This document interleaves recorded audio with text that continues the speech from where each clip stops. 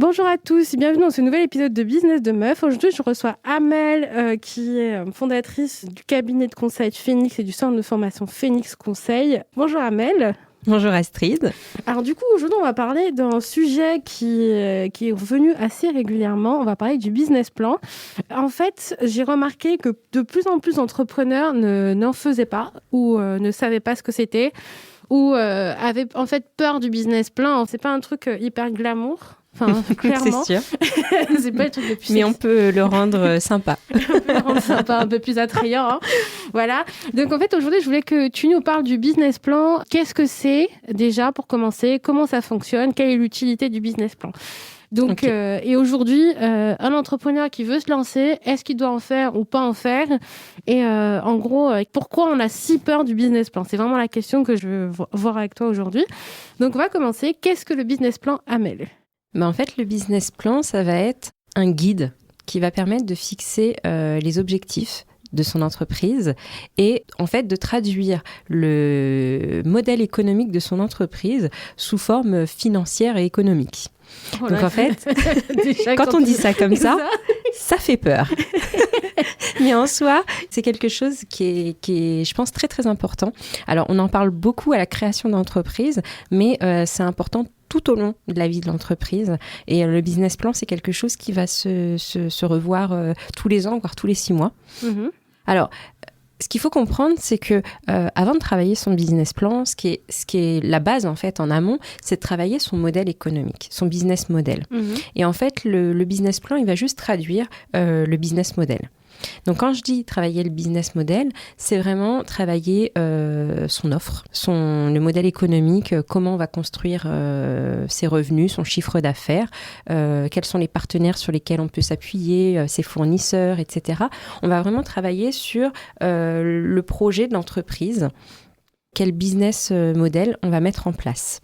Donc, ce qui est le plus important, c'est déjà travailler sur sa vision de l'entreprise, qu'est-ce qu'on veut faire de son entreprise, comment on souhaite la développer, quelle taille on veut arriver à construire. La première des choses, c'est travailler son modèle économique. Donc, quelle vision on a de son entreprise et qu'est-ce qu'on veut atteindre en fait comme projet? Combien de personnes on souhaite recruter? Est-ce qu'on veut recruter? Est-ce qu'on veut travailler qu'avec des sous-traitants? Est-ce que on veut travailler soi-même en position de sous-traitant pour d'autres personnes, etc. Vraiment définir ce qu'on veut faire. D'accord. Quelle est sa vision? Quel est son projet? D'accord. Ensuite, faire son étude de marché. Donc, son étude de marché, ça va être voir comment il y a un potentiel sur son marché, qu'est-ce qui existe au niveau de la concurrence, comment on peut se positionner, quelle est la valeur ajoutée à notre projet par rapport à ce qui existe déjà, qu'est-ce qu'on va faire pour se différencier. Vraiment, l'étude de marché, donc voir quel est le potentiel de clients, sur quel secteur géographique, secteur socio-économique, etc., etc. Et quelles sont les compétences que nous, on a ou qu'il faut aller chercher pour développer ce marché-là. D'accord. Donc, il y a l'étude de marché qui est très, très importante. Et puis, ensuite, vraiment définir la façon dont on va ramener son chiffre d'affaires. Est-ce que c'est des commissions qu'on va percevoir? Est-ce que c'est du chiffre d'affaires sur de l'achat-revente? Est-ce que est-ce qu'il va y avoir de la sous-traitance, etc. Vraiment définir comment les revenus vont se construire. D'accord, donc ça, c'est ce qu'on met dans le business model. Voilà, dans le business model. Et une fois que le business model... Alors après, il y a des... Là, on ne va pas rentrer dans la technique, mais après, il y a des modèles comme le modèle Canva pour dessiner son business model. Moi, c'est quelque chose que j'aime bien parce que ça permet d'avoir sur une seule page tous les points essentiels et importants de l'entreprise. Toutes les parties prenantes, en fait. C'est ça, toutes les parties prenantes, exactement. Et une fois que cette phase-là a été travaillée, donc il faut savoir que cette phase, elle va se travailler dans le lancement de l'entreprise. On peut mettre 2 mois à le travailler, comme on peut mettre 1 an et demi à le travailler. Hein. Tout dépend de la maturité du porteur de projet, de son projet, etc., au moment où il commence à travailler dessus. Et puis, c'est aussi quelque chose qui va se retravailler au fur et à mesure du développement de l'entreprise. D'accord. Donc, on va commencer son business plan en faisant son business model. Et pour faire son business model, on va utiliser le business model Canva. Quand on a son business model fait, avec son étude de marché, ses concurrents, là où on se positionne, ses prix, ses tarifs, son offre, À ce moment-là, on revient sur le business plan. Voilà. Alors après le business plan, là, ça va être comment je traduis et comment je fais pour avoir les ressources pour arriver à mon objectif. Donc là, on va construire le business plan. Il y a une première phase qui va être le plan de financement. D'accord. Donc, qu'est-ce qu'il me faut pour démarrer ? De quoi j'ai besoin ? Et comment je vais financer tout ça ? Est-ce que j'ai de l'apport ? Est-ce qu'il va falloir que je me fasse financer ? Si je me fais financer, qui est-ce qui va financer ? Est-ce que c'est une banque ? Est-ce que c'est des investisseurs ? Est-ce que je vais avoir besoin de lever des fonds ? Est-ce que je vais avoir besoin de faire une campagne de crowdfunding ? Est-ce que je vais demander des prêts d'honneur, etc. En fonction du projet, il y a tout un tas de systèmes de financement qui sont possibles. Donc, la première des choses, c'est faire son plan de financement. La deuxième chose, c'est de construire un prévisionnel d'activité. Donc là, c'est là où tout le monde s'enfuit, c'est ça. Exactement. Et c'est là où souvent ça devient compliqué pour les personnes. Elles vont se dire, mais moi j'en sais rien de ce que je vais faire en fait. Mais en fait, construire son business plan, c'est pas de se dire combien je vais faire et non, personne est devin et peut dire demain je vais faire tant de chiffres d'affaires. C'est surtout définir de combien j'ai besoin. D'accord. Pour pouvoir tout payer, produire de la trésorerie. Donc déjà, la chose la plus importante, et ça je trouve qu'il n'y a pas suffisamment de personnes qui en parlent, surtout les acteurs de l'accompagnement quand ils font du business plan, c'est déjà la personne qui vient créer son entreprise, elle, de combien elle a besoin comme revenu pour vivre. Parce que tant qu'elle n'aura pas constitué ses revenus, en réalité son projet, elle ne pourra pas le pérenniser dans le temps. Ça, on n'en parle pas suffisamment parce que c'est pas un des points obligatoires à mettre dans le business plan. Mais pour moi, c'est ce qui fait toute la réussite en fait du projet. Donc déjà, définir de combien le chef d'entreprise, l'entrepreneur, a besoin pour vivre. D'accord, donc 100 000 euros par an. Tous les entrepreneurs vont te dire pareil. Écoute, si c'est 100 000 euros par an, qu'est-ce que je peux faire pour amener 100 000 euros par an ? D'accord, donc on va se vendre un rein. Non, il existe des systèmes beaucoup plus simples. Après, c'est en combien de temps je peux arriver à atteindre mes 100 000 euros par an Après, il y a des choses qui se mettent en place, il y a des étapes, etc. Mais déjà, définir quels sont les besoins de rémunération du dirigeant. D'accord. C'est important. Parce que je pense que l'erreur que beaucoup d'entrepreneurs font, c'est que vu qu'au moment où ils entreprennent, finalement, ils ont souvent les aides Pôle emploi, les aides au lancement. Ils se disent que les revenus, ils les feront plus tard. Plus tard. Donc on se dit, là, je suis tranquille pendant 2 ans. Et c'est souvent là où j'ai la problématique, où il y a beaucoup d'entrepreneurs qui commencent à se réveiller au niveau financier quand ils commencent à arriver en fin de droit. Exactement. Alors, moi, quand j'accompagne quelqu'un sur un business plan, c'est la première des questions que je lui pose. De combien tu as besoin ? Et ce qui est bizarre, c'est qu'on se rend compte que très souvent, les gens n'ont même pas conscience de combien ils ont besoin pour vivre. Donc déjà, il faut qu'ils refassent le point d'un point de vue personnel, etc., pour voir déjà quel est le minimum, et puis après ce qu'ils veulent atteindre. Donc, il y a ce travail-là qui est pour moi obligatoire à faire. Et puis, dans le business plan, on va travailler sur les revenus de la personne qui crée son projet ou des personnes, parce que parfois c'est un collectif. Qu'est-ce qu'il va y avoir besoin ? Donc, ses revenus. Puis après, toutes les charges qu'il y a par rapport à ces revenus. Parce qu'en fonction du statut, ils vont avoir plus ou moins de charges. Ensuite, qu'est-ce qu'il y aura à payer ? Est-ce qu'il y a des matières premières ? Est-ce qu'il y a un local ? Est-ce qu'il y a un local ? Est-ce qu'il y a de la sous-traitance ? En tout cas, faire lister tous les frais fixes qu'il va y avoir dans la structure, déjà pour commencer, et puis après, au fur et à mesure du développement. Et puis, les frais variables, donc ce qui est lié à l'exploitation de l'activité. Donc là, ça va être l'achat des matières premières, la sous-traitance, etc., quand il y en a besoin. Mais vraiment lister tous les besoins de l'entreprise. Et puis après, prévoir toujours une trésorerie de sécurité. D'accord. En fonction, souvent, des délais de paiement des clients. Si on a des clients qui nous payent à 45 jours, il faut avoir au moins plus de 45 jours de trésorerie, toujours, pour pouvoir assurer les besoins, les imprévus, etc. Donc, il y a définir les besoins de l'entreprise. Donc là, ça va permettre de connaître quel est le seuil de rentabilité. Donc, quel est le chiffre d'affaires minimum à réaliser pour pouvoir couvrir les frais fixes, les frais variables et la rémunération des personnes qui travaillent. Une fois qu'on a défini ça, et ben tout de suite ça va nous dire est-ce que le projet est réalisable ou pas. Est-ce que s'il y a besoin de faire 10 ventes par mois en fonction de l'activité, est-ce que c'est possible, est-ce que c'est pas possible, est-ce que c'est réalisable rapidement, etc. Ça va tout de suite donner à la personne qui est en face vraiment quelque chose de concret. Elle va pouvoir se projeter. Si pour pouvoir vivre et payer tout le monde, payer tous ses frais, elle a besoin de faire 3 prestations par jour, elle va nous dire oui, j'en suis capable parce qu'aujourd'hui je suis en auto-entreprise, j'en fais déjà 3, donc effectivement je me rends compte que ça c'est accessible. Ouais. Ou alors non, j'en suis pas capable aujourd'hui, mais il faudra que je mette ça et ça en place pour y arriver. Donc, ça va permettre vraiment d'avoir un fil conducteur et quelque chose, un carnet de route, en fait, qui dit où on va et au bout de combien de temps je vais pouvoir atteindre mes objectifs. En fait, on sait ce qu'on a à faire quand on a le business. Exactement. Parce que finalement, on se dit, mon objectif, c'est d'arriver à atteindre le chiffre d'affaires, mais on sait que, on a tel client qui arrive. Est-ce que on peut savoir directement si c'est rentable ou si c'est pas rentable juste au niveau de la tarification. Et j'ai beaucoup de personnes qui ne savent pas comment gérer leur prix. Non. Parce que finalement, elles ne savent pas combien elles sont en TJM, en taux journalier moyen. Mais il y a beaucoup de cette notion de tarification qu'on n'arrive pas à établir la majorité du temps. Il y a l'aspect où on ne sait pas où on va parce qu'on ne sait pas de combien on a besoin. Exactement. Et en fait, on est là, on navigue à vue, on ne sait pas trop où on va. Et du coup, on est comme mis dans l'obscurité et on ne sait pas du tout comment on peut gérer cette activité-là. C'est ça. Le business plan, en fait, c'est le premier outil de pilotage que le créateur va avoir.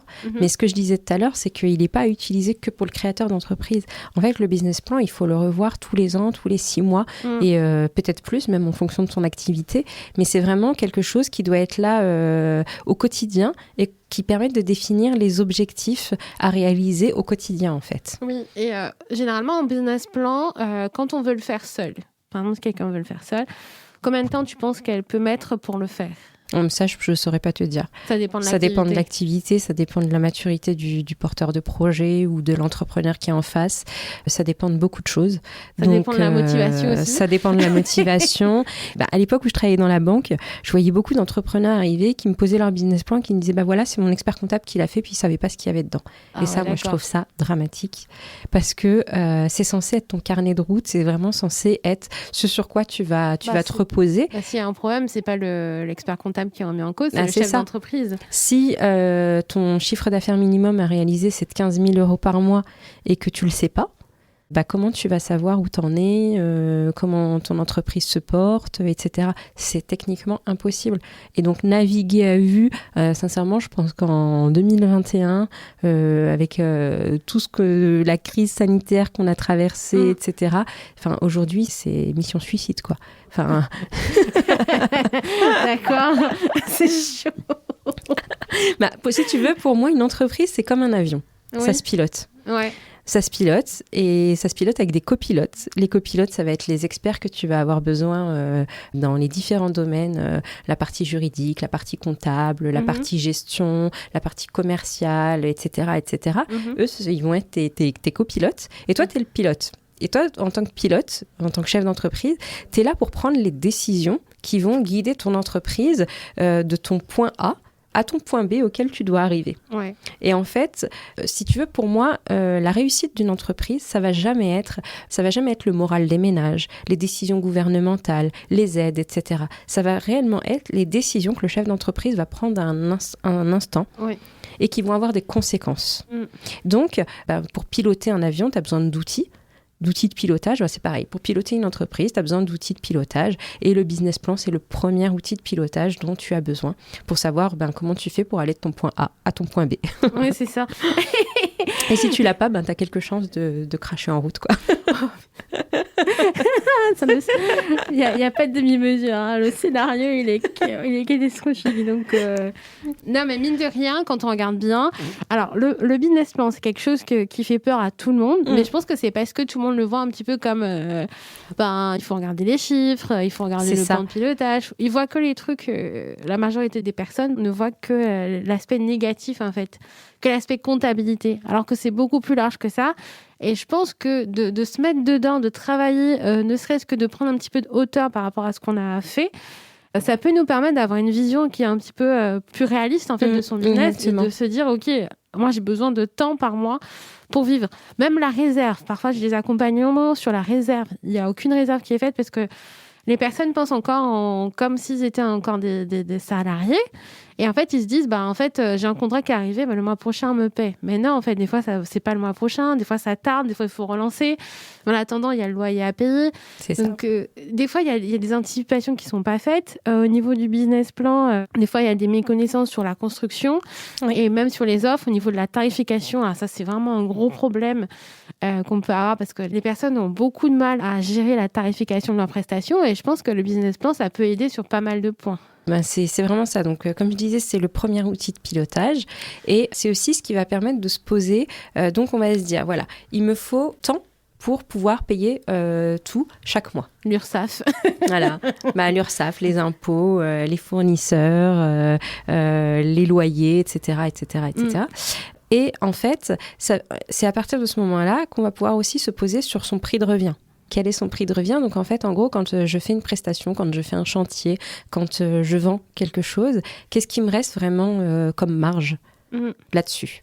Et c'est cette marge-là qui va me permettre de me rémunérer, de payer tous mes frais fixes et de constituer ma trésorerie. D'accord. Donc en fait, on va d'abord calculer son prix de revient. Donc ça, après, c'est des mots techniques, mais ça s'explique assez facilement. Ensuite, calculer sa marge. Et à partir de là, on va pouvoir définir quel est le bénéfice qu'on veut atteindre et comment on peut le faire. D'accord. Et donc, une fois qu'on a fini de construire tout ce prévisionnel d'activité, qu'on a défini son prix de revient et sa marge, on va pouvoir ensuite travailler sur le plan d'action. Quel plan d'action je vais mettre en place pour pouvoir justement arriver de mon point A à mon point B, à réaliser mes objectifs et à faire en sorte que le projet se pérennise. D'accord. Donc, faut vraiment aller étape par étape. Donc, petit 1, business model. Exactement. Petit 2, business plan. Petit 3. Avec le plan de financement et ensuite le prévisionnel d'activité. Et petit 3. Petit 3, le plan d'action. D'accord. Donc, on se met en marche pour atteindre ces objectifs. Pourquoi ça fait aussi peur, en fait? C'est parce qu'on voit les objectifs chiffrés, du coup, ça emballe personne. Est-ce qu'il y a des outils en ligne pour faire son business plan? Alors oui, il existe beaucoup d'outils en ligne. Il y en a sur le site de la BPI, il y en a sur les sites des chambres de commerce. Oui, il y a CCI Builder. Exactement. Après, moi, je conseille vraiment pas de le faire seul, surtout en démarrage d'activité. On peut le commencer seul pour poser les bases, voilà, peut-être. On peut peut-être poser les bases, peut-être commencer à lister tous les besoins qu'a l'entreprise, etc. Peut-être faire son business model Canva, mais je pense que c'est bien de faire relire quand même. Mais je pense que c'est surtout bien d'être accompagné parce que ce travail-là, c'est vraiment le travail qui va permettre après, derrière, de travailler sur la stratégie de l'entreprise. Donc, c'est vraiment pas quelque chose qui doit être fait comme ça, sur un coin de table ou en une demi-journée. Non, c'est un vrai travail qui se travaille sur plusieurs mois. Moi, quand je le fais, c'est souvent des accompagnements qui durent entre 3 et 6 mois, en fonction de la maturité du porteur de projet, parce que on va vraiment aller beaucoup plus loin que le prévisionnel d'activité. Le prévisionnel, c'est souvent ça qui fait peur. Et pourtant, c'est juste un élément. Ce qui est important, c'est vraiment de construire son modèle économique et de construire son plan d'action. Comment je vais réussir à atteindre mes objectifs. Et là, je pense qu'être accompagné, c'est hyper important pour avoir suffisamment de recul, une vision supplémentaire par rapport à la sienne, et puis un peu pour confronter son idée, en fait. Parce que des fois, on est concentré sur quelque chose, on est tellement focus qu'on est persuadé que tout est bon. Et en fait, il suffit d'en discuter avec quelqu'un pour se rendre compte que, il y a des points de vigilance, des points d'amélioration, ou peut-être d'autres choses auxquelles on n'a pas pensé. Et ce travail-là est hyper important de faire en étant accompagné. D'accord. Donc, il y a des outils qui existent en ligne si vous voulez commencer, mais faites-vous accompagner. Surtout si vous ne vous sentez pas à l'aise avec les données chiffrées, le prévisionnel. Enfin, vous pouvez faire des choses seules, mais vraiment être accompagné si vous voulez aller un petit peu plus loin, parce que finalement, c'est là où il y aura la pertinence. Et n'hésitez pas à parler aussi de vos projets autour de vous, parce que c'est vraiment comme ça que vous allez confronter les idées, et vous allez savoir si ça tient la route ou pas. C'est ça. Franchement, des fois, quand on est parti un petit peu loin, on se rend compte que c'est pas forcément le point sur lequel on aurait aimé développer son activité, mais voilà. Ah oui, après, il faut être vraiment aussi OK avec le fait que le business plan, ça change. C'est pas quelque chose qui est fixe. C'est souvent ça que j'entends aussi. Tout à fait. Alors, c'est jamais quelque chose qui est fixe parce que les prix des fournisseurs varient, la masse salariale qu'on va avoir peut varier, les sous-traitants peuvent changer, etc., etc. Donc, son offre aussi peut changer. Peut évoluer avec le temps. Donc, en fait, c'est pour ça que moi, je préconise vraiment de le faire au moins une fois par an, en début d'activité, et de faire au moins un point au bout de 6 mois d'activité pour voir quels étaient les objectifs fixés. Qu'est-ce qui reste à faire pour atteindre ces objectifs? Donc, est-ce qu'il va falloir aller beaucoup plus vite sur le dernier semestre?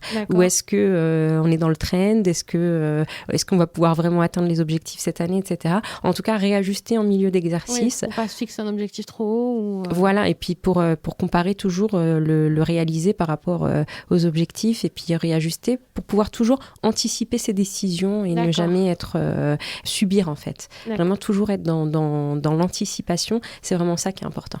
Ok. Merci Amel. Est-ce que tu as un dernier conseil à donner à quelqu'un qui veut se lancer dans le business plan? Écoute, comme je disais, vraiment de bien se dire que le business plan, c'est pas juste un petit tableau financier qu'on va travailler, qu'on va travailler vraiment sur son modèle économique, sur son étude de marché, et puis qu'il faut vraiment désacraliser toute cette partie financière qui semble compliquée parce que souvent on utilise des mots besoin, fonds de roulement, trésorerie, etc. Des mots qui peuvent faire peur, mais qui au final, quand on a une personne qui l'explique bien, qu'on sait à quoi ça sert, on se rend compte que non seulement c'est essentiel de connaître ces indicateurs pour pérenniser son projet, mais aussi que c'est vraiment pas compliqué, qu'en fait les entrepreneurs ou les chefs d'entreprise le font naturellement, c'est juste qu'ils savent pas forcément y mettre la définition derrière. Ou peut-être qu'on le fait aussi, mais de manière un peu étape par étape, parce que des fois on fait son offre, on fait un tableau pour son offre, on fait un tableau pour son prévisionnel, mais en fait c'est plein de petites étapes qu'on fait de manière indépendante, mais finalement c'est ça qui construit notre business plan, donc il faut vraiment regarder toutes les étapes et les lister. Merci d'avoir partagé ton expérience avec nous, Amel. Merci de nous avoir éclairé et un peu désacralisé le business plan qui fait peur à tout le monde, qui semble un petit peu obsolète quand on regarde. C'est ce que j'entends la majorité du temps et c'est ce que je peux constater avec pas mal de chefs d'entreprise qui se lancent. Merci beaucoup. Merci à toi, Astrid. Donc du coup, je vous mettrai toutes les informations concernant Amel et son entreprise dans la barre d'infos. Vous pouvez nous laisser un petit commentaire pour nous dire ce que vous avez pensé et si vous avez ou non lancé votre activité avec un business plan et si le business plan vous fait peur. Et si maintenant vous avez moins peur du business plan. Merci beaucoup Amel et merci à tous d'avoir écouté. Ciao. Merci Astrid. Merci à toutes et à tous d'avoir écouté ce nouveau podcast de Business de Meuf. Je vous invite dès maintenant à vous abonner pour ne rien rater des épisodes. Et puis, je vous invite à nous suivre aussi sur les réseaux sociaux, donc Facebook, Instagram et LinkedIn, pour avoir toutes les nouveautés, savoir ce qui se passe en coulisses. Et en parlant de nouveautés et de coulisses, maintenant, vous pouvez devenir contributeur et participer à la campagne Tipeee pour décider des contenus qu'on va mettre dans Business de Meuf. Donc, allez voir. Et puis, je vous dis à dans 2 semaines. Merci à tous. Au revoir.